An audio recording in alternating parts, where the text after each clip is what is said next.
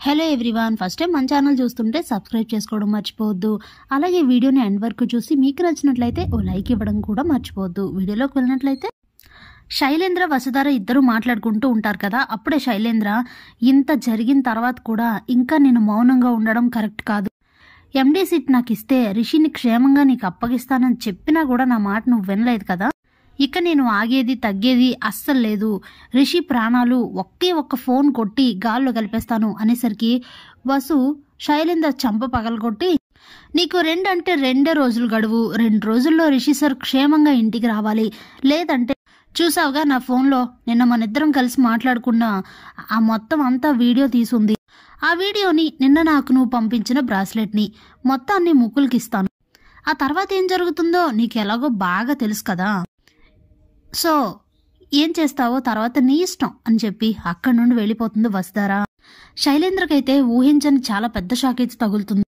వసుధార తెలివితేటల్ని ఆలోచనల్ని నేను చాలా తక్కువ అంచనా వేశాను. ఎంత తెలివిగా ప్లాన్ చేసింది. అనవసరంగా నేను దొరికిపోయాను. కొంచెం జాగ్రత్త పడి ఉంటే బాగుండేది. ఎండీ సీట్ దక్కినట్టే దక్కి చేయి జారిపోయింది. ఇప్పుడు నేను ఏం చేయాలి అని ఆలోచిస్తూ ఉండగా ఇంతలో ఫణీంద్ర వచ్చి, ఇంటికి వెళ్దాం పద శైలేంద్ర అని అంటాడు.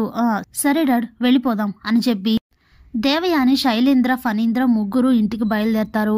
అప్పుడే కారులో వెళ్తూ దేవయాని ఫణీంద్రతో మాట్లాడుతూ ఉంటుంది. అసలు ఏంటండి ఇదంతా, ఏంటి ఘోరం, ఏంటి దారుణమైన అవమానం అని అంటే, దేని గురించి మాట్లాడుతున్నావు అని అడుగుతాడు ఫణీంద్ర కోపంగా.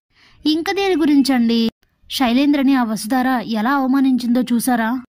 తనంతట తనే ఎండీ పోస్ట్కి రిజైన్ చేస్తున్నానని, అలాగే శైలేంద్ర ఎండీగా ఉంటారని చెప్పి చివరి నిమిషం వరకు అందరికీ చెప్పించి లాస్ట్లో నేను ఎండీ పదవిని ఇవ్వను, రిషి వస్తేనే ఇస్తాను అని అంటుంది ఏంటండి. తను మాట్లాడిన మాటలకి వాళ్ళందరి ముందు శైలేంద్రకి ఎంత అవమానంగా ఉంటుందండి. అదంతా చూస్తూ కూడా మీరేం మాట్లాడలేదేంటండి అని అడిగితే, అసలు వసుధార ఇప్పుడు ఏం తప్పుగా మాట్లాడిందని ఖండించడానికి ముందు శైలేంద్రనే అన్నాడు కదా, రిషి కూడా వస్తే తన సమక్షంలో నేను ఎండీనైతే బాగుంటుందని. వసుధార కూడా అదే పని చేసింది, అందులో తప్పే ఉంది. తను ముందు ఎండీ పదవిని ఇస్తానని, ఆ తర్వాత నేను పూర్తిగా నిన్ను ఎండీని చెయ్యను అంటే కదా అప్పుడు మన శైలేంద్రకు అవమానం జరిగిందని నువ్వు ఫీల్ అవ్వాలి. రిషి వచ్చిన తర్వాత శైలేంద్రని ఎండీ చైర్లో కూర్చోబెడతానని చెప్పింది కదా వసుధార. మళ్ళీ ఇదంతా ఏంటి దేవయాని, అర్థం పర్థం లేకుండా ఊరుకో అని చెప్పి ఇంటికైతే తీసుకొని వెళ్ళిపోతాడు ఫణీంద్ర. ఇదిలా ఉండగా ఇంటికి వచ్చిన మహేంద్ర, వసు, అనుపమ ముగ్గురు మాట్లాడుకుంటూ ఉంటారు. అప్పుడే మహేంద్ర, ఏంటి వసుధార ఇదంతా, నిన్న శైలేంద్రని నువ్వు కలిసావని, నిన్ను ఇన్ని మాటలన్నీ బెదిరించాడని నాకు ఒక్క మాట కూడా ఎందుకు చెప్పలేదు అని అంటే, అప్పుడే అనుపమ, శైలేంద్ర చెప్పొద్దన్నాడు కాబట్టి చెప్పలేదు మహేంద్ర. ఆ విషయం చెప్తే అక్కడ రిషికి ప్రమాదం జరుగుతుందేమో అని భయపడి చెప్పలేదు. అసలు ముందు నువ్వు వసుధారని ఒక్క మాట కూడా అనొద్దు, ఎందుకంటే ఆ పరిస్థితుల్లో ఉంటే ఎవ్వరైనా అలానే చేస్తారు. ముందే వసుధార రిషి కోసం ఎలా విలవిల్లాడిపోతుందో మనం చూస్తున్నాం కదా మహేంద్ర అని అంటే, అది నిజమేలే, ఇంతకీ ఇప్పుడేం చేద్దాం, ఇప్పుడేంటి శైలేంద్ర పరిస్థితి అని అడుగుతాడు మహేంద్ర. ఇంకేముంది మావయ్య, 2 రోజుల్లో రిషి సార్ని తీసుకురాకపోతే ఈ ఆధారాలన్నింటితో సహా అన్ని విషయాలు బయట పెట్టేస్తానని చెప్పేశాను. కాబట్టి రిషి సార్ని ఖచ్చితంగా శైలేంద్ర ఇంటికి తీసుకొస్తాడు అని అంటే, అప్పుడే అనుపమ, అవును వసుధార, రిషి వచ్చాక ఎండీ సీట్ శైలేంద్రకి ఇస్తానని చెప్పావు కదా, ఇస్తావా నిజంగా అని అడిగితే, అలా ఎలా కుదురుతుంది మేడం, ఎట్టి పరిస్థితుల్లో తను కోరుకున్నది మాత్రం జరగదు అని అంటుంది వసు.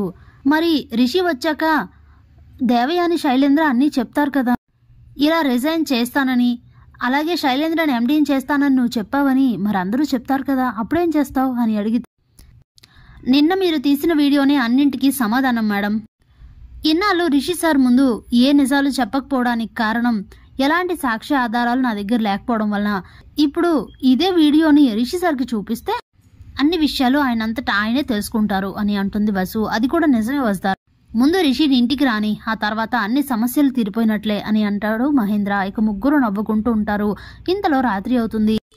శైలేంద్ర తన గదిలో అటు ఇటు తిరుగుతూ చాలా సీరియస్గా ఆలోచిస్తూ ఉంటాడు. అప్పుడే దేవయాని వస్తుంది. శైలేంద్ర, ఏం ఆలోచిస్తున్నావు, ముందు నాకు ఈ విషయం చెప్పు. నువ్వు వసుధార దగ్గరికి వెళ్ళొచ్చిన దగ్గర నుంచి ఏదో చాలా టెన్షన్లో ఉన్నావు, అసలు తను నీతో ఏం మాట్లాడింది అని అడిగితే, వసుధారతో మాట్లాడింది మొత్తం కూడా చెప్తాడు శైలేంద్ర. దిమ్మ తిరిగిపోతుంది దేవయానికి. నేను ముందు నుంచి చెప్తూనే ఉన్నాను కదరా, అది మామూలుది కాదు. దాని తెలివితేటల్ని దాని ఆలోచనల్ని అంచనాలు వెయ్యలేమని ముందే చెప్పాను కదరా. సరేలే శైలేంద్ర, జరిగిందేదో జరిగింది. ఆ రౌడీలకు కాల్ చేసి రిషిని విడిచిపెట్టమని చెప్పు. లేదంటే ఇక్కడ చాలా ఘోరాలు జరుగుతాయి శైలేంద్ర. ఇక చాలు, ఇంకా ఈ విషయాన్ని పెద్ద చేయకు, నా మాట విను అని అంటుంది దేవయాని.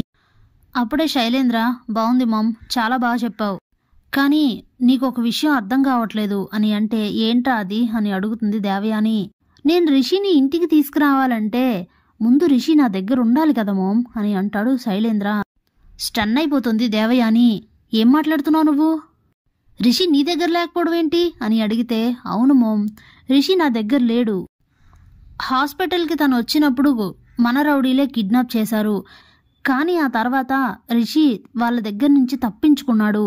ఇప్పుడు రిషి నా కంట్రోల్లో లేడు అని అంటే మళ్ళీ స్టన్ అవుతుంది దేవయాని. ఏంటి శైలేంద్ర, నీకు అసలు మతుండే మాట్లాడుతున్నావా? రిషి నీ దగ్గర లేకపోతే మరి ఇదంతా ఎందుకు చేశావు? ఆ రోజు ఎండీ సీట్ ఇస్తే రిషిని అప్పగిస్తానని వసుకి ఎందుకు చెప్పావు? నిన్న వసుధారక బ్రాస్లెట్ ఎలా పంపించావు? ఇదంతా ఏంట్రా అసలు అని అడిగితే, మోమ్, ఆ బ్రాస్లెట్ని బయట తీసుకొని పంపించాను మోమ్. అలా అయినా బెదిరించి వసుధార్ దగ్గర నుంచి ఎండీ సీట్లో హక్కోవచ్చు అనుకున్నాను. కానీ మనమే ఇలా చిక్కుల్లో పడతామని అస్సలు అనుకోలేదు మోమ్ అని అంటే, అప్పుడే దేవయాని చాలా కోపంగా, మరి ఇంకా ఏం ఆలోచిస్తున్నావు? ముందు రిషి ఎక్కడున్నాడో తెలుసుకో, లేదంటే కొంపలు అంటుకుంటాయి. ఇప్పుడు ఏం జరుగుతుందో ఏంటో అనుకుంటూ అక్కడి నుంచి వెళ్ళిపోతుంది దేవయాని. వెంటనే రౌడీలకు కాల్ చేసి శైలేంద్ర రిషి ఎక్కడున్నాడో వెతకమని చెప్తాడు. Thanks for watching.